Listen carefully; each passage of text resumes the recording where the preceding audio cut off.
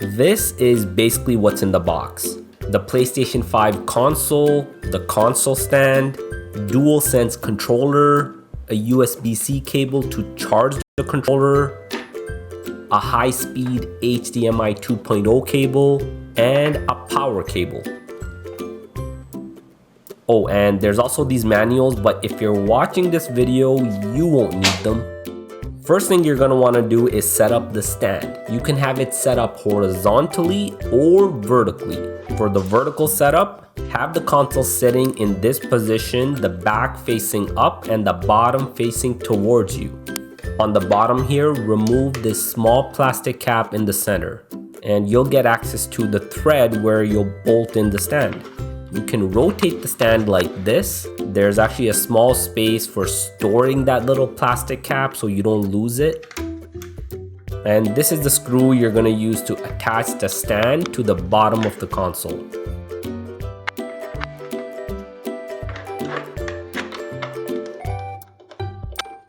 And there you have it, the vertical position. For the horizontal position, the stand needs to be rotated back to its original position. If you're switching from the vertical position, you can store the bolt again and also insert that bottom plastic cap back into the console. Now this time, you actually press the stand on the back of one of the side panels. The area is easy to spot. You just gotta remember it's where all the Play logos are. And there you have it, the horizontal position. I myself prefer vertical, and I'm sure most of you will as well. Next, let's plug in the cables. One, the high-speed HDMI cable. The other end, of course, connects to your TV. And two, there's the power cable. There's really only two buttons on the console. There is the eject button and the power button. I have it all connected to the power and my TV, so let's start this up.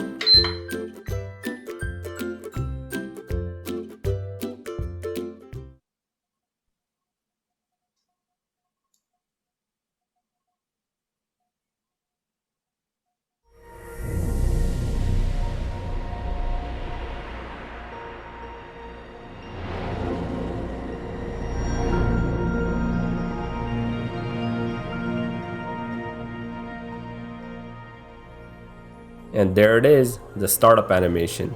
Interestingly, you only see that startup animation once. After the console's been all set up, it just disappears. Plug in the DualSense controller using the provided USB-C cable. Turn on the controller, and now we're gonna go through a few selections.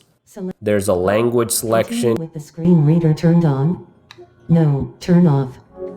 You set up your Wi-Fi.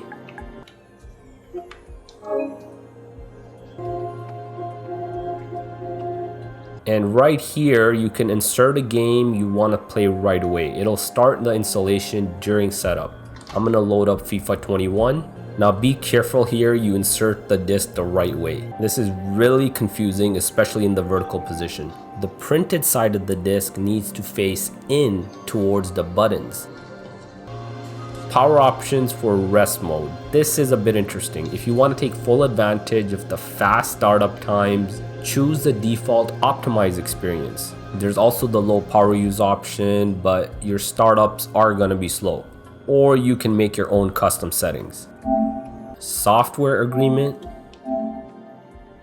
And the console does require an update, about 870 megabytes.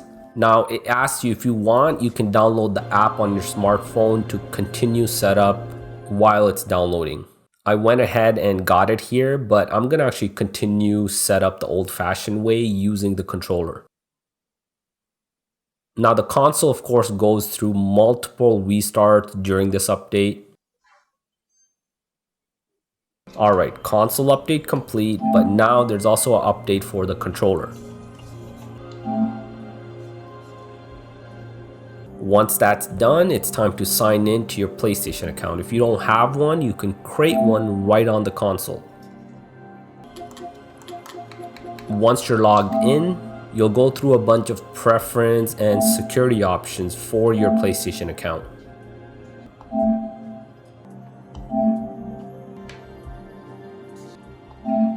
The console asks you which media apps you want to download immediately. Just select the ones you like. Now at this point, you can transfer all data from your PS4 using a wired Ethernet cable. I'm actually going to leave that until later.